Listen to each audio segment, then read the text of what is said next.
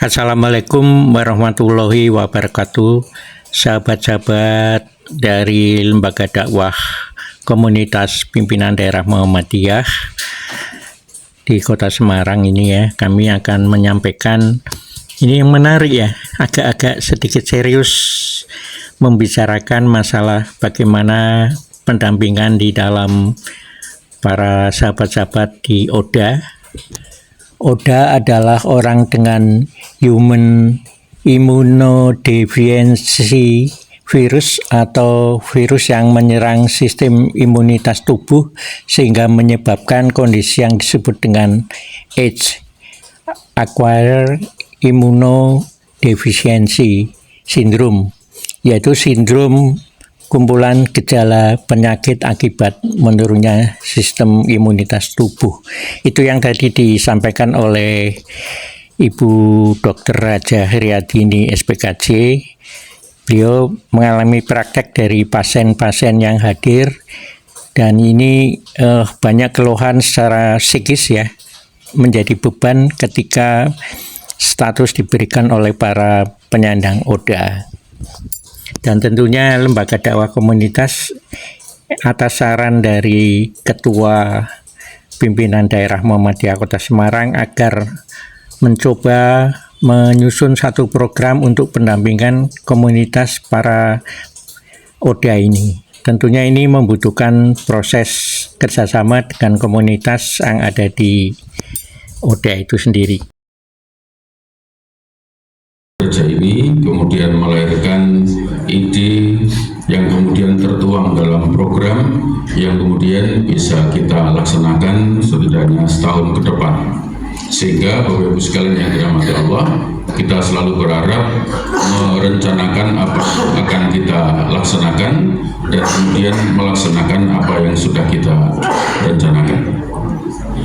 Sekali lagi, rapat kerja ini bagian dari ikhtiar kita merencanakan apa yang akan kita kerjakan, dan setelah itu mudah-mudahan nanti kita bisa melaksanakan apa yang sudah kita rencanakan, apa yang kita programkan.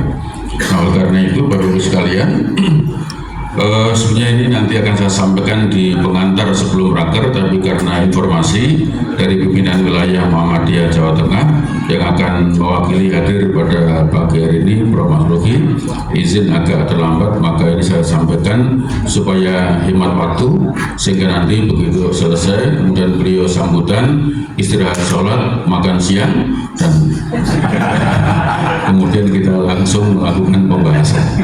Bapak sekalian yang dirahmati Allah, namun sebelumnya segenap pimpinan daerah Muhammadiyah mohon maaf, pagi hari ini hanya bisa menyeragamkan badges-nya saja. Ya, alhamdulillah diseragamkan badges-nya, sehingga berharap hari ini itu kemudian meskipun haus lapar tapi tetap kepala bersinar. Juga memperoleh pengarahan dari pimpinan wilayah Muhammadiyah Jawa Tengah, yaitu Rektor Unimus, dihadiri para pimpinan pleno PDM Kota Semarang, majelis, dan pimpinan lembaga PDM Kota Semarang. Dan kami mencoba ya dari Lembaga Dakwah Komunitas untuk audiensi konsultasi dengan dokter penyakit dalam dan dokter kesehatan jiwa atau psikiater, termasuk mencoba menghubungi LSM, yayasan yang peduli pada sahabat ODA di Kota Semarang. Ya, dikenal sebagai sahabat atau komunitas sahabat ODA.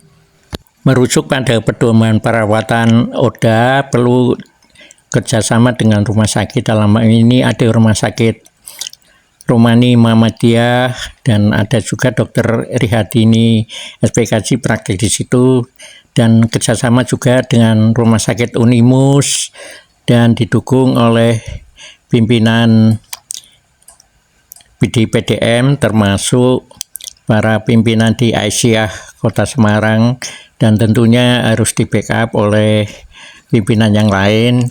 Untuk pengembangan komunikasi perlu media sosial baik yang digital oleh MPI ya, Majelis Pustaka dan Informasi Pimpinan Daerah Muhammadiyah Kota Semarang. Baiklah, kita dengarkan pandangan dari dokter penyakit dalam ya. ada rekan kerja HIV positif. Awalnya teman-teman sekantor ketakutan, tetapi lama-lama kami dapat menerima dia apa adanya dan saat ini kami memperlakukan dia seolah tidak ada apa-apa. Ya kalau teman kerja kantor kemungkinan Anda akan berbagi tempat makan atau mungkin juga bersalaman ya. Untuk yang udah bestian mungkin akan berpelukan, itu tidak akan menularkan HIV. Ada juga yang ditakutkan adalah menular melalui toilet seat karena penggunaan bersama. Nggak akan nularin. Ya, apalagi ada yang sampai bertanya, bisa menular melalui nyamuk nggak? Emang malaria? HIV tidak akan menular melalui jalur-jalur yang saya sebutkan tadi, tetapi ditularkan melalui hubungan seksual, ibu terhadap janin yang dikandungnya, dan juga melalui exposure terhadap darah yang sudah tercemar dengan HIV. Jadi tidak perlu dijauhi, justru kalau perlu dirangkul, kuatkan secara sosial dan juga bagi institusi tempatnya bekerja, jangan ada diskriminasi untuk mereka ini. Gitu ya, terima kasih untuk komentarnya yang sangat positif ini. See you. Sebut teman-teman yang hidup dengan HIV/AIDS itu yang biasa digunakan sekarang ini apa ya? Ya, jadi kayaknya di 20 tahun pertama nakes, pemangku kebijakan, media itu selalu melekatkan dengan istilah penderita HIV. Nah, sebaiknya istilah penderita HIV itu sudah jangan dipakai ya. Aku nggak menderita guys. Dan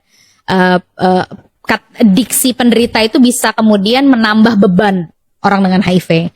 Nah, sekarang teman-teman sebenarnya lebih baik menyebut adalah yang pertama ODIF, orang yang hidup dengan HIV gitu ya. Kalau ODA itu identik dia pernah masuk fase AIDS. Jadi karena kita nggak tahu pernah masuk fase AIDS atau tidak, pakai aja istilah ODIF. Tapi kalau ribet juga ya nggak apa-apa, pengidap HIV pun nggap apa-apa. Karena memang itu diidap. Orang yang hidup dengan HIV itu better karena itu bahkan memberikan motivasi. Kalau orang yang hidup dengan HIV artinya dia fulfill their life, kemudian dia menerima dengan penuh gitu bahwa ya saya hidup dengan HIV. I accept all the consequences gitu.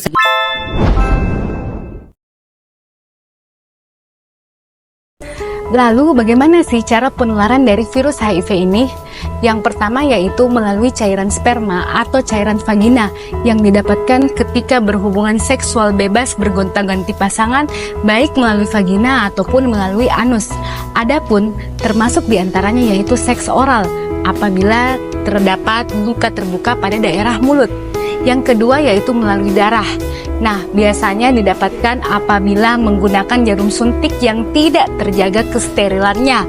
Termasuk diantaranya yaitu menggunakan tato dan apabila menggunakan narkoba suntik yang jarumnya dipakai secara berganti-gantian.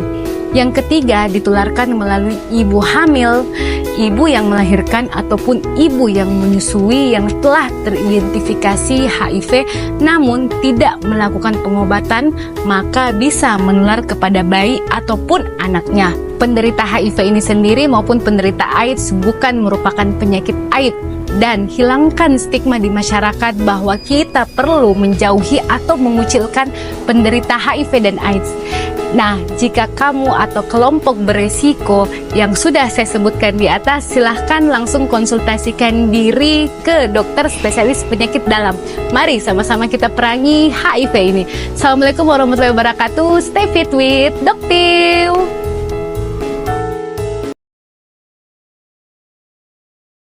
Gejala-gejala yang lo rasain apa? Saat itu gue udah drop posisinya karena yang gue tahu sekarang HIV itu tidak bergejala seharusnya. Namun begitu dia memasuki fase AIDS, dia bergejala. Oh, berbeda ya HIV Beda dan AIDS? HIV dan AIDS Apa? itu. Simpelnya HIV itu virusnya, kalau AIDS itu adalah kumpulan penyakit. Pasti orang yang AIDS berarti pasti mengalami HIV berarti? Pasti, cuma orang HIV belum tentu dia masuk ke fase AIDS. Oh, kalau emaknya ditindak cepat berarti tidak sampai AIDS berarti? Iya, betul. Sebagai penutup ini menarik ya bagaimana proses pembentukan sahabat komunitas ODA. Kalau orang-orang dengan HIV AIDS tadi, itu bagaimana ceritanya kok bisa Dr. Dian jadi aktif bersama mereka? Kalau untuk komunitas ODA saya hampir 10 tahun. Oh, udah 10 tahun? Iya, hampir Jadi 10 tahun. apa yang Dian lakukan? kita bentuk komunitas itu supaya kita lebih banyak caring dan sharing di situ. Jadi kalau ada komunitasnya mereka bisa saling support satu sama lain, saling mengisi. Awalnya saya dulu sebagai dokter pendamping bagi ODA. Terus itu akhirnya kita bikin komunitas sendiri sampai sekarang.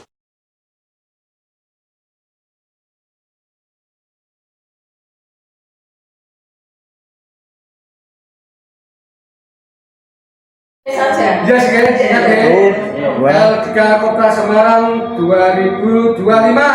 Yeah!